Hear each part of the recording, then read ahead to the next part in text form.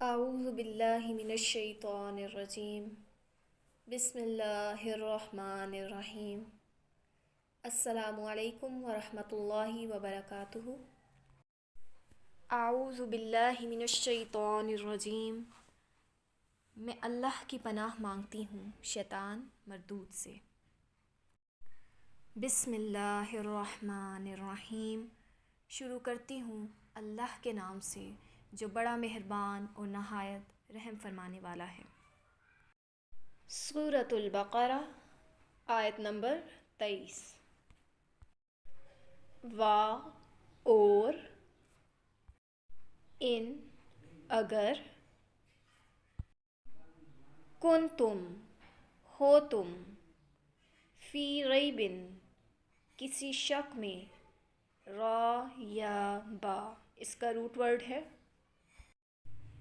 مما اس سے جو، نزلنا نازل کیا ہم نے یا پھر اتارا ہم نے، نون زا لام اس کا روٹ ورڈ ہے۔ عربی میں زا کو کہتے ہیں زائی۔ علی اوپر، عبدنا اپنے بندے کے۔ عبد یہاں پہ مراد کس سے مخاطب کیا جا رہا ہے؟ آپ صلی اللہ علیہ وآلہ وسلم کو۔ تو عبدنا سے مراد ہے آپ صلی اللہ علیہ وآلہ وسلم کی ذات۔ عین با دال اس کا روٹ ورڈ ہے۔ فَأْتُو پس لے آؤ۔ فَأْتُو کا لفظی معنی جو ہوتا ہے وہ ہے آؤ گے، لیکن چونکہ آگے با زیر بے آ رہا ہے اس لیے اس کا مطلب ہے ساتھ آؤ، پس لے آؤ۔ بِصُورَةٍ کوئی صورت، مِن مِثْلِهِ اس جیسی یا پھر اس کی مانند، یعنی قرآن کی مثال سے۔ وَادْعُوا اور بلا لو یا پکارو، دال عین واو اس کا روٹ ورڈ ہے۔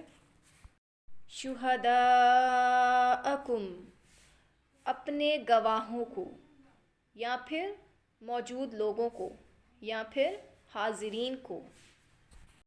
شین ہا دال اس کا روٹ ورڈ ہے،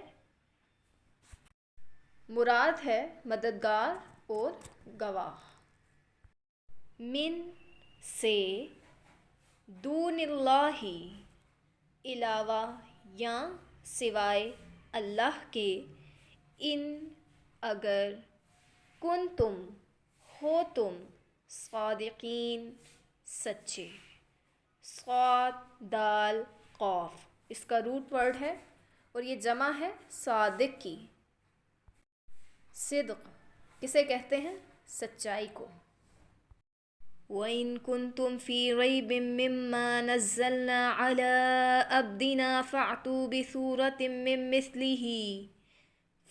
بِسُورَةٍ مِّن مِّثْلِهِ وَادْعُوا شُهَدَاءَكُم مِّن دُونِ اللَّهِ إِن كُنتُمْ صَادِقِينَ۔ ہم نے جو کچھ اپنے بندے پر اتارا ہے اس میں اگر تمہیں شک ہو اور تم سچے ہو تو اس جیسی ایک صورت تو بنا لاؤ۔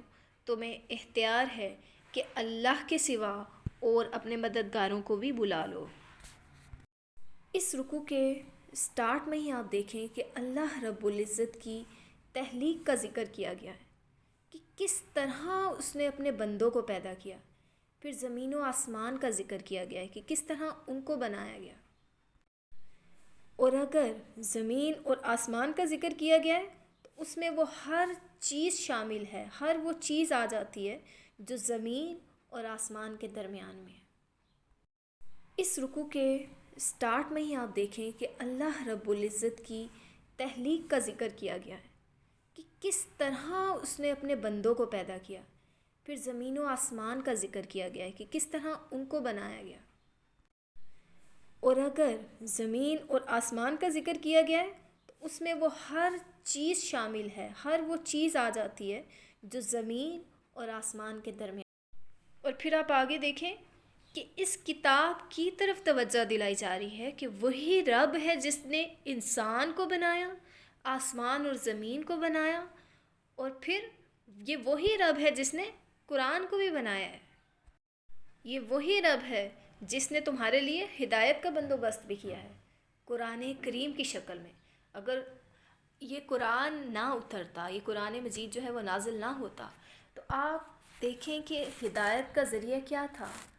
انسان کے لیے سب سے زیادہ ہدایت اور رہنمائی کا جو سورس ہے، جو ذریعہ ہے، وہ تو ایک سنت رسول ہے، اطاعت رسول ہے۔ سیکنڈلی یہ قرآن ہے جس کے ذریعے اس کی تعلیمات پر عمل کر کے ہم ہدایت یافتہ ہو سکتے ہیں، ہدایت پا سکتے ہیں، اور دنیا اور آخرت میں کامیابی حاصل کر سکتے ہیں۔ تو کیا فرمایا جا رہا ہے؟ وَإِن كُنتُمْ فِي رَيْبٍ مِّمَّا نَزَّلْنَا عَلَىٰ عَبْدِنَا فَأْتُوا بِسُورَةٍ مِّن مِّثْلِهِ۔ ہم نے اپنے بندے پر جو کچھ بھی اتارا ہے، اگر تمہیں اس میں شک ہے اور تم اپنے آپ کو اگر سچا سمجھ رہے ہو، تو پھر تم اس جیسی ایک صورت ہی بنا ڈالو۔ اور پھر یہ بھی کہا گیا کہ اگر تم یہ اکیلے کام نہیں کر سکتے تو جتنے بھی تمہارے حمایتی ہیں ان کو بھی شامل کر لو ساتھ میں۔ اب یہاں پر قرآن جو ہے اپنی سچائی کو منوانے کے لیے لوگوں کو چیلنج کر رہا ہے۔ یہ چیلنج قرآن کریم کے مختلف مقامات پر بھی دیا گیا ہے، لیکن انداز تھوڑا سا مختلف ہے۔ سورہ یونس آیت نمبر 38 میں اللہ رب العزت فرماتے ہیں، ام یقولون افتراہ قل فأتوا بسورة من مثله وادعوا من استطعتم من دون اللہ ان کنتم صادقین۔ کیا یہ لوگ یوں کہتے ہیں کہ آپ نے اس کو گھڑ لیا ہے؟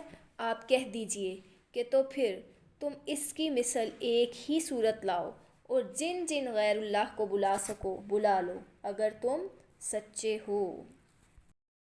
کیا پتہ چلا اس سے؟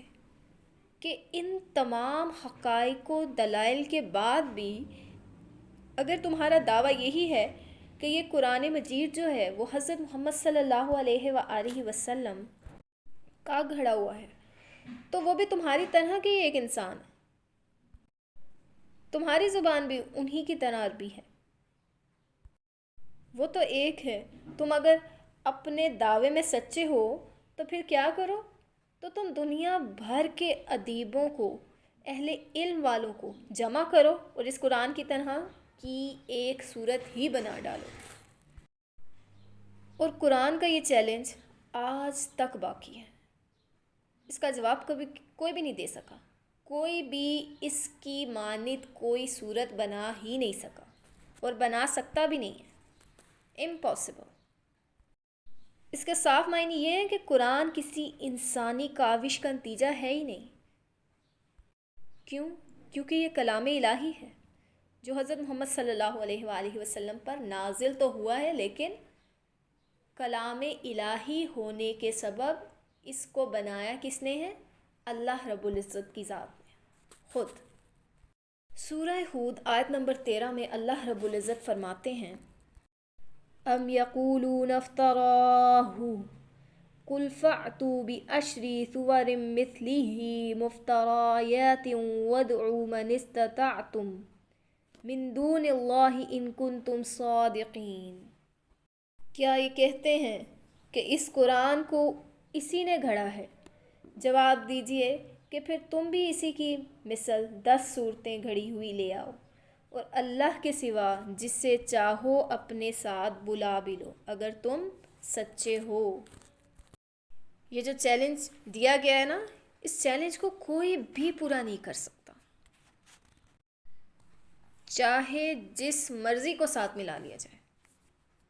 سورہ بنی اسرائیل کی آیت نمبر 88 میں اللہ رب العزت فرماتے ہیں، قُلْ لَئِنِ اجْتَمَعَتِ الْإِنسُ وَالْجِنُّ عَلَىٰ أَن يَأْتُوا بِمِثْلِ هَٰذَا الْقُرْآنِ لا يعتون بمثله ولو كان بعضهم لبعض ظہیرا۔ اعلان کر دیجئے کہ اگر تمام انسان اور کل جنات مل کر اس قرآن کی مثل لانا چاہیں تو ان سب سے اس کی مثل لانا مشکل ہے، گوہ کہ وہ آپس میں ایک دوسرے کے مددگار بھی بن جائیں۔ اس سے پہلے جو صورت تھی اور ابھی جو ہم سورۃ البقرہ پڑھ رہے ہیں، اس میں اللہ رب العزت نے ڈیفرنٹ طریقے سے مخاطب کیا ہوا ہے۔ اس میں کیا کہا جا رہا ہے کہ اس کی مثل، اس کی مانند ایک صورت ہی بنا ڈالو، لیکن یہاں پر کیا کہا جا رہا ہے؟ اس کے بعد اللہ رب العزت نے یہ چیلنج دیا تھا کہ پورا قرآن بنا کر پیش نہیں کر سکتے تو 10 صورتیں ہی بنا کر پیش کر دو، جیسا کہ اس مقام پر فرمایا گیا ہے۔ اور پھر تیسرے نمبر پہ چیلنج دیا تھا کہ چلو ایک صورت بنا کر پیش کر دو، جیسا کہ سورہ یونس کی آیت نمبر 39 اور سورۃ البقرہ کے آغاز میں فرمایا گیا۔ اور اس بنا پر آخری چیلنج پھر یہی ہو سکتا ہے کہ اس جیسی ایک بات ہی بنا کر پیش کر دو۔ فَلْيَأْتُوا بِحَدِيثٍ مِثْلِهِ إِنْ كَانُوا صَادِقِينَ۔ سورہ طور آیت نمبر 34 ہے یہ۔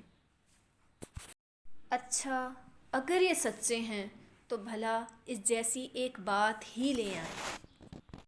ان 4 مقامات پر مختلف انداز سے چیلنج کیا گیا ہے، مگر ترتیب نزول سے چیلنج کی اس ترتیب کی تائید نہیں ہوتی، ٹھیک ہے؟